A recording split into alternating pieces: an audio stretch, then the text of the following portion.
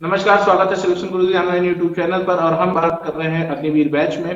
और बहुत सही समय से हम लोगों ने शुरुआत कर ली है। अभी सूचना प्राप्त हो रही है कि 1 से 2 दिनों में ऑनलाइन एप्लीकेशन पढ़ने लगेंगे अग्निवीर बैच के। और अगर हमें 2 महीना भी एग्जाम के लिए मिला तो 60 दिनों में अगर हम 15 क्वेश्चन रोज करके जाएंगे तो 900 क्वेश्चन का हमारे पास एक बड़ा कलेक्शन होगा। और 900 क्वेश्चन के रिवीजन के बाद अगर आप एग्जाम में अपीयर होते हैं तो कौन है जो आपको सेलेक्ट होने से रोक लेगा। यहाँ एक कोटेशन बहुत अच्छा सा पड़ा है कि कड़ी मेहनत आपको वहां पहुंचा देती है जहां अच्छी किस्मत शायद आपको पहुंचा दे।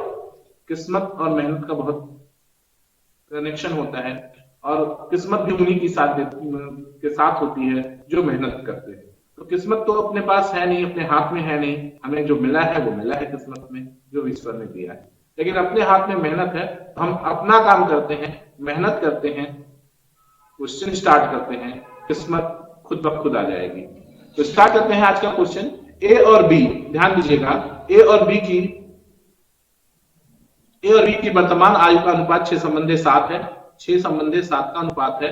8 वर्ष बाद यह अनुपात बदलकर 7:8 हो जाता है।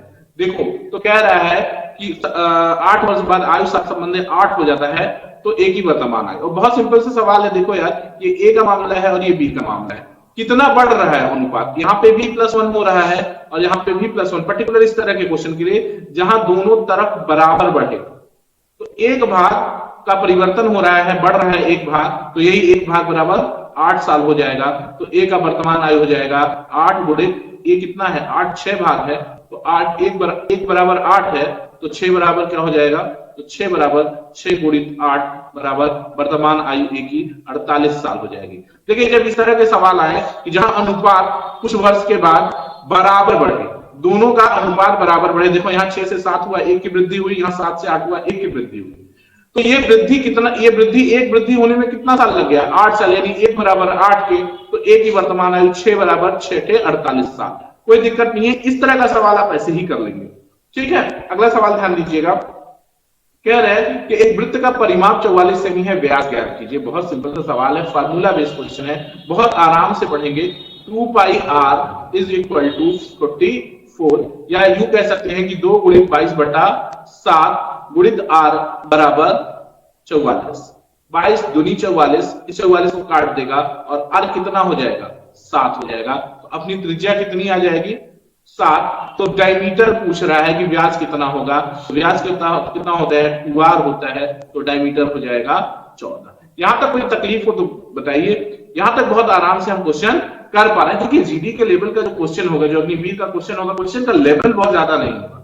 इस बात को ध्यान में रख के तैयारी करिएगा। अब जीडी अपीयर होने जा रहे हैं तो आप बड़े बड़े यूट्यूब चैनल्स और बड़ी बड़ी किताबें लेके ना बैठ जाना कि हम सीजीएल की तैयारी कर रहे हैं, हम एनडीए और सीडीएस के लेवल का एग्जाम क्वेश्चन सॉल्व कर रहे हैं। ऐसा नहीं करना है। जो एग्जाम की हम तैयारी कर रहे हैं, क्योंकि नॉलेज का कोई लिमिट नहीं है, नॉलेज का कोई लिमिट नहीं है, सब्जेक्ट का कोई लिमिट नहीं है, लेकिन हमारे कंटेंट, हमारे कोर्स और हमारे एग्जाम के लेवल का लिमिट है, हमको उसी लिमिट में तैयारी करनी है। ध्यान दीजिएगा, दो संख्याओं का योग 40 है, अंतर 4 है, उनका अनुपात ज्ञात कीजिए। बहुत सिंपल सा सवाल है, समझ लेते हैं क्या है। कह रहे हैं कि संख्याओं का योग यानी x प्लस वाई बता रहे हैं कि 40 है, और बता रहे हैं कि अंतर x माइनस वाई कितना है, x माइनस वाई 4 है। सॉल्व कर लो, सिंपल। तो x बराबर 22 मिल गया, x बराबर 2x बराबर 44, x बराबर 22 हो गया, तो y बराबर कितना हो गया, y 18 हो गया। अनुपात पूछ रहे हैं तो 22 संबंधे 18 का मतलब 11 संबंधे 9 आ जाएगा। बहुत ही आसान सवाल, 11 संबंधे 9 कर पाओगे ना। बस कुछ नहीं करना है, सब लोग कर लोगे, बस जरूरत इस बात की है कि प्रैक्टिस में रहिए। Practice makes a man perfect. Mathematics में आप जितनी प्रैक्टिस कर लेंगे ना, उतना मजा एग्जाम में बैठ के क्वेश्चन करने में आएगा। अगला सवाल ध्यान दीजिएगा, सिंपल सा सवाल है कि 5x² minus 2y plus 6 3x² plus 2y plus 4 का योग क्या होगा। चाहो तो अच्छे स्टूडेंट हो तो ऐसे ही सीधा सीधा जोड़ लोगे। कैसे, अच्छा जोड़ ही लेते हैं, आपको बता दें, क्योंकि एकदम आराम से क्वेश्चन करने की जरूरत है। क्योंकि कुछ ऐसे भी बच्चे होंगे अग्निवीर में जो थोड़ा सा पहली बार तैयारी कर रहे होंगे, क्योंकि पहला एग्जाम दे रहे होंगे कंपटीशन का, तो उनके लिए ये जरूरी है कि हम बहुत आराम से पढ़ें। प्लस 2y और इज प्लस 4। और जो बच्चे अच्छे हैं उनसे रिक्वेस्ट है कि थोड़ा सा पेशेंस के साथ पढ़िए। आप जरूर बोर हो सकते हैं, लेकिन मुझे सबको देख के चलना है, सबको लेके चलना है। तो 8x² प्लस 10, ऑप्शन बी सही हो गया, ऑप्शन बी सही हो गया। कोई तकलीफ नहीं ना, यहां तक कर लोगे भाई। ठीक है, आराम से चले आगे। अगला क्वेश्चन देखना, पांचवा क्वेश्चन है कि चार वस्तुओं का क्रय मूल्य तीन वस्तुओं के विक्रय मूल्य के बराबर है, लाभ या हानि प्रतिशत। कह रहे हैं कि चार वस्तुओं का क्रय मूल्य 4CP is equal to 3SP। सीधा सीधा दिख रहा है कि प्रॉफिट होना है, तो CP by SP is equal to हो गया 3/4। यानी यूं कह सकते हो कि CP 3 है तो SP 4 है। यानी प्रॉफिट परसेंट कितना है, प्रॉफिट परसेंट की अगर बात करोगे तो एक का प्रॉफिट है 1/3 इंटू 100, यानी 33.33%। कोई तकलीफ नहीं ना, कर लोगे यहां तक, कोई दुख तकलीफ कष्ट समस्या परेशानी। अगर किसी भी बच्चे को, कोई जो बिगनर है, जो पहली बार कंपटीशन देने जा रहा है NEPA जैसी परीक्षा या किसी भी कंपटीशन की पहली बार तैयारी कर रहा है, निश्चित रूप से इस बैच में ऐसे बच्चे मिलेंगे जो पहली बार तैयारी कर रहे होंगे। अगर आपको कोई दिक्कत होती तो हमारे कमेंट सेक्शन में अपना कमेंट, अपना प्रॉब्लम और अपना व्हाट्सएप नंबर डाल दीजिए। निश्चित रूप से उस सवाल का डिटेल सोल्यूशन बना भेज के आपसे कंसल्ट करके आपका प्रॉब्लम सॉल्व करने की पूरी कोशिश करेंगे हम। और अगर आप चैनल पे नए हैं तो चैनल को सब्सक्राइब कर लीजिए। अग्निवीर के बैच की पूरी तैयारी, पूरे सब्जेक्ट की तैयारी सुबह में जो है आपको GS 15 क्वेश्चन, साइंस के 15 क्वेश्चन जयशंकर सर डाल रहे हैं, मैथ्स में आपको शाम को पढ़ा रहा हूं, और बच्चा रीजनिंग का पोर्शन कुछ दिन बाद हम लोग सेटल कर लेंगे, उसको भी हम लोग देखेंगे, क्योंकि रीजनिंग से क्वेश्चन कम आ रहे हैं इसलिए उसको भी थोड़ा छोड़ के रखा गया है। ठीक है, तो आगे देखते हैं अगला क्वेश्चन। कह रहे हैं कि कक्षा 10 के खंड ए, मतलब कक्षा एक क्लास 10 है जिसके सेक्शन ए में 32 छात्रों का औसत 60 और सेक्शन बी की 40 छात्रों का औसत 33 है, उन दोनों कक्षाओं का औसत क्या है। ये तो सिंपल सा सवाल है, सिंपल तरीके से ही डील करते हैं। ए में कितने हैं 32 छात्र और औसत कितना है 60, तो योग क्या हो जाएगा 60 गुणित 32, 0, 6 दूनी 12, 1, 36 18 19, 1920। और बी में कितने हैं, बी में है 40 छात्र, औसत है 33, तो इसको भी सॉल्व कर लेंगे। तो 0 रख लेंगे, 4 से गुणा कर लेंगे, 4 3 12, 1 और 4 3 12 1, 1320। जोड़ लेंगे आप जब दोनों को, तो 0 4 9 3 12 1 2 1 3, 3240। और 3240 में पूरे विद्यार्थी कितने हो गए 32 और 40, 2 और ये 72 स्टूडेंट हो गए। और 72 स्टूडेंट्स का जब आप इसको निकालेंगे कि एवरेज क्या आएगा, तो औसत क्या होता है योग बटे संख्या, औसत योग बटा संख्या, यानी 32 40 बटे 72 जब आप करेंगे तो ये कितनी आ जाएगा, ये कटेगा 45 टाइम्स। सॉल्व करके आप देख लीजिएगा, ये 45 आएगा। ठीक है, काट लें, देख लो, 9 8 72, 9 त्रिक 27, 9 त्रिक 27, 5 32, 9 55, 9 6 54, 360। ठीक, 8 से काटोगे, 8 त्रिके 8 चौका 32 और 8 बजे 40, 45 हो जाएगा। ठीक है, कर लोगे ना भाई। अब मैं आपको बेसिक बात बता दूं, ये सब कैसे आया। जो बच्चे नए हैं उनके लिए मैं बात कर रहा हूं, जो पुराने हैं वो तो सब जानते हैं। औसत बराबर होता है योग बटे संख्या, योग बटे संख्या। और एक बात बता दें आपको कि हमारे चैनल पे चैप्टर वाइज कंटेंट भी पढ़े हैं। आपको परसेंटेज, प्रॉफिट लॉस पढ़ चुका है, और इस समय सिंपल इंटरेस्ट पढ़ रहा है, तो आप वहां से भी चैप्टर वाइज कंटेंट से चैप्टर वाइज रिवीजन तैयारी करते रहिए, ताकि आपको कभी भी सवालों में कोई दिक्कत ना हो। तो यहां से योग बराबर हो जाता है, योग बराबर क्या हो जाता है, औसत गुणित संख्या। ठीक है, तो इसी तर्ज पे हमने ये सवाल किया है कि संख्या 32 है, औसत 60 है, तो योग कितना हो गया 1920, संख्या 40, औसत ये 33 है, सॉरी 33 है यहाँ पे। ओके, ठीक है, ये 33 है, ध्यान दीजिएगा 33 है। तो 33 ये 1320 हुआ, जोड़ दिया, भाग दे दिया, तो आपको औसत नया मिल गया 45। अगला सवाल ध्यान दीजिएगा, √10 इंटू √15 बराबर है किसके। √10 का मतलब क्या होता है दोस्त, √10 इंटू √15, एक ही में चाहो तो कर लो, ये एक में हो सकता है। ये कितना हो गया 2 इंटू 5 10 और 5 इंटू 3 15, यानी 2 5 में से एक 5 बाहर आ सकता है, 5√6। पहला ऑप्शन सही है, कोई दिक्कत नहीं है, बहुत सिंपल सा सवाल है। ठीक है, अगला क्वेश्चन ध्यान दीजिए कि वर्ग की परिधि ज्ञात कीजिए जिसकी भुजा 12 है। परिधि का मतलब परिमाप से है, ध्यान दीजिएगा, बस शब्द से परेशान मत होइएगा। परिधि का मतलब, परिधि शब्द अक्सर वृत्त के लिए यूज किया जाता है, लेकिन परिधि का सेंस परिमाप से होता है। परिधि का सेंस परिमाप से होता है, और जब परिधि का सेंस परिमाप से है तो कह रहा है कि वर्ग की भुजा 12 है, तो परिमाप कितना होता है 4 गुणित भुजा 12 चौक 48। इसका आंसर ए सही हो जाएगा। अगला क्वेश्चन ध्यान दीजिएगा, किसी पूर्ण संख्या का 51% 714 है तो संख्या का 25% क्या होगा। सिंपल सवाल है दोस्त, देख लो 714 है किसी संख्या का 51%, यानी यूं कह सकते हैं कि 51% इज इक्वल टू कितना 714, तो कह रहा है कि 25% कितना होगा। भैया कुछ नहीं करना दोस्त, इसको क्या करना है 714 बटा 51 गुणित 25। अब इसी को सॉल्व कर लेना है। 17 चौका 68 3 71, 17 3 51, 17 चौका 68, 3 बचा 17 दूनी 34, 42, फिर 14 दुनिया 42 और 14 और 25, 12 25 350। इसका आंसर हो जाएगा 350। गुणा कर लीजिएगा 24 का 25, 14 का 25 में गुणा करेंगे तो 350 आ जाएगा। एकदम ताबड़तोड़ 15 में से 15 क्वेश्चन कर देना है भाई, एक भी क्वेश्चन छोड़ के नहीं आना है, उस 15 का 15 सही क्वेश्चन अटेम्प्ट करके आना है। बेलन का रेडियस, रेडियस का मतलब क्या है त्रिज्या, सॉरी रेडियस 7 सेमी, त्रिज्या दिया हुआ है 7 सेमी और ऊंचाई 12 सेमी, तो बेलन का आयतन सवाल ही नहीं हल करूंगा, सवाल ही नहीं हल करूंगा, ऑप्शन से आपको बता रहा हूं कैसे करेंगे। देखो बेलन हो, शंकु हो, गोला हो, इसके आयतन का, इसका जो आयतन आएगा वो 11 से कटने वाली संख्या आएगी, और 11 से कटने वाली संख्या 84 नहीं है। देखो 14 4 1 8 1 9, 8 1 9 और 8 4 12 नहीं है, ये भी नहीं कटेगा। इसको देखो 1 4 4 1 4 और 8 दूनी, इसके अंकों का योग, सॉरी 4 1 5 और 8 16, 16 5 का अंतर 11, ये 11 से कटेगा दोस्तों, यही आपका आंसर है। 81 भी 11 से नहीं कटेगा। कहने का सेंस क्या है, अब जो बच्चे नए हैं उनको मैं बता दूं कि 11 से डिविजिबिलिटी का रूल क्या है। 11 से डिविजिबिलिटी का रूल ये है कि यदि किसी संख्या के सम स्थान के अंकों, जैसे संख्या था 1 8 4 8, कैसे जान गया कि मैं 11 से कट रही, कैसे देखो ये विषम स्थान 1 है और विषम स्थान 3 है, 3 और पहले स्थान पर 1 और तीसरे स्थान पे 4, योग कितना हो गया 5, और ये सम स्थान 2 और 4 स्थान पर क्या है 16, 16 और 5 का अंतर 11, यानी यदि किसी संख्या के अंकों के इकाई अंक के अंकों का योग और सॉरी समस्थान के अंकों के योग और विषम स्थान के अंकों के योग का अंतर 0 या 11 से विभाजित कोई संख्या होती है तो 11 से विभाजित होता है। ठीक है, एक तो ये मेथड है जहां बिना सॉल्व किए, बिना पेन चलाए आप क्वेश्चन मार देंगे कि हाँ सही है। और दूसरा क्या है, बेलन का आयतन निकाल लो भैया, फार्मूला है अपने पास फार्मूला है। जो नए लड़के हैं जिन्हें डिविजिबिलिटी रूल आज इसमें नहीं पढ़ा है उनके लिए मैं बता रहा हूं, वो क्या करेंगे और बहुत तेजी से कर लेंगे।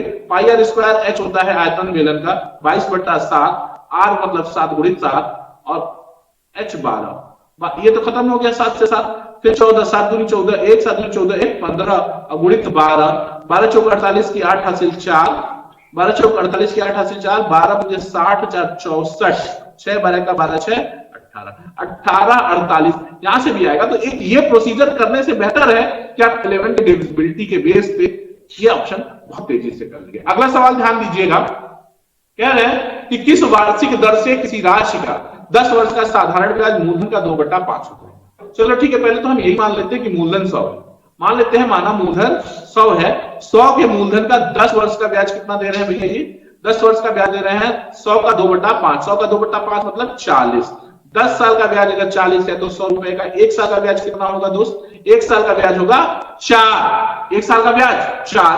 अब दर क्या होती है, यही तो दर होता है कि प्रति 100 रुपए पर प्रति वर्ष जो मिलता है वही दर है, तो R = 4%। एकदम धड़ाधड़ क्वेश्चन बिठा देना है, ठीक है ना, कर पाओगे ना बहुत अच्छे से। कह रहा है मान लिया मूलधन कितना है, मान लिया 100, उसका 2/5 40, 100 रुपए को 40 रुपया ब्याज पाने में 10 साल लगता है तो 1 साल में 4 रुपए पाएगा, तो 100 रुपए का 1 साल का 4 रुपया मिल रहा है, तो दर कितना हो गया 4%। यहां तक कोई तकलीफ नहीं है। अगला क्वेश्चन ध्यान दीजिएगा, एक गोले का क्षेत्रफल निकालो जिसका व्यास 4.2 हो। अब गोले का क्षेत्रफल, गोले का आपको आयतन निकालना है, बहुत सिंपल, इसमें से 11 से डिविजिबल संख्या चेक कर लो भाई, 11 से कौन सा डिविजिबल होगा, ये तो नहीं होगा पक्का ना, 11 से विभाजित नहीं होगा, ये 11 ग्राम 221 तो 11 से नहीं कटेगा, ठीक है, ये भी नहीं कटेगा, ये कटेगा 5.4, ठीक है, और ये 300 नहीं कटेगा, तो ये आंसर सी सही है। ये 110% डन है, ये 110% डन है कि कोई भी गोला हो, बेलन हो, शंकु हो,